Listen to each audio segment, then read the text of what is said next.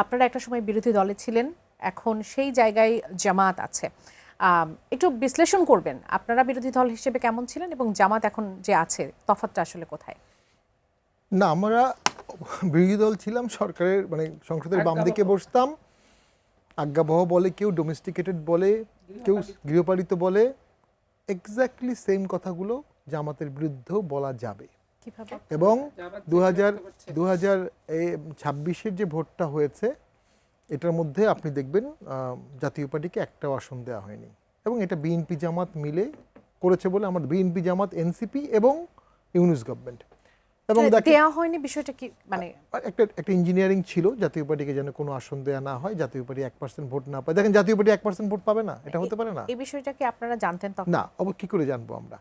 এখানে প্রশাসনও ইনভলভ ছিল, প্রশাসনকে ছাড়া এই ধরনের ইঞ্জিনিয়ারিং হয় না। তবে আমি মোটা দাগে মনে করি বাংলাদেশ তো দুটো ভাগে বিভক্ত, 71-এর পক্ষে, 71-এর বিপক্ষে। এখন বিএনপি হচ্ছে 71-এর পক্ষের দল।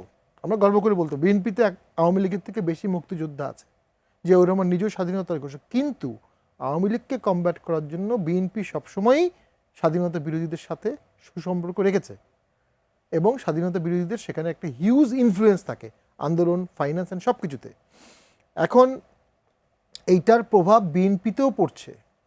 বিএনপির মধ্যে যারা প্রগতিশীল আমরা দেখছি, এটা অবশ্য আমার মন্তব্য করা ঠিক না, এটা বিএনপির আভ্যন্তরীণ বিষয়।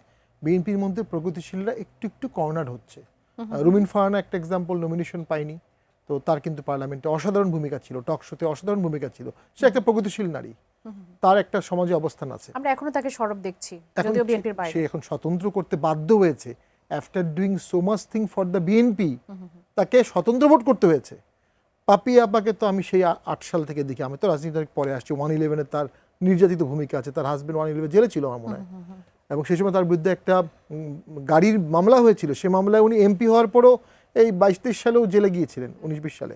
তো ওনাকে সেই 8 সাল 9 সাল, ওনারা তো পলিটিক্যাল আউটসাইডার না, একটা সুদীর্ঘ পরিক্রমায় ওনারা রাজনীতিবিদ হয়েছেন। এরকম রাজনীতিবিদ কিন্তু হবে না। এই যেমন সংসদ, আমরা জাতীয় পার্টিকে সবাই গালিগালাজ করে, তো পুরো জামাতে দেখান তো জাতীয় পার্টির মতো সংসদ সদস্য এখন পর্যন্ত কেউ পারফর্ম করতে পেরেছে 1 মাসে? কারণ এটা একদিনে হবে না, এটা একদিন হয় না। মতিয়া চৌধুরী একদিনে তৈরি হয়নি, শিরিন শারমিন দক্ষ স্পিকার একদিনে হয়নি, পাপিয়া আপা একদিনে তৈরি হয়নি, রুমিন ফারহানা একদিনে তৈরি হয়নি, শামীম পাটোয়ারিও একদিনে তৈরি হয়নি যেটুকু আছে।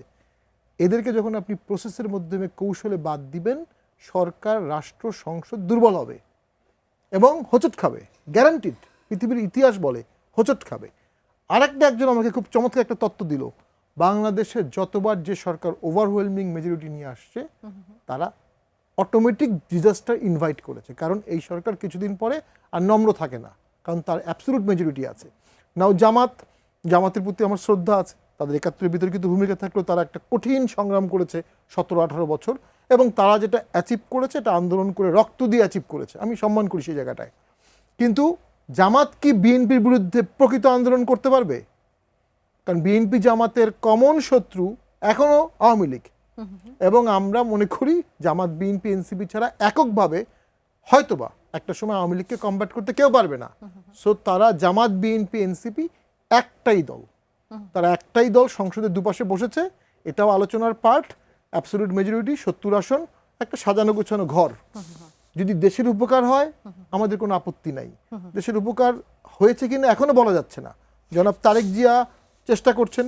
এখন পর্যন্ত কেমন দেখছেন এই সংসদটা?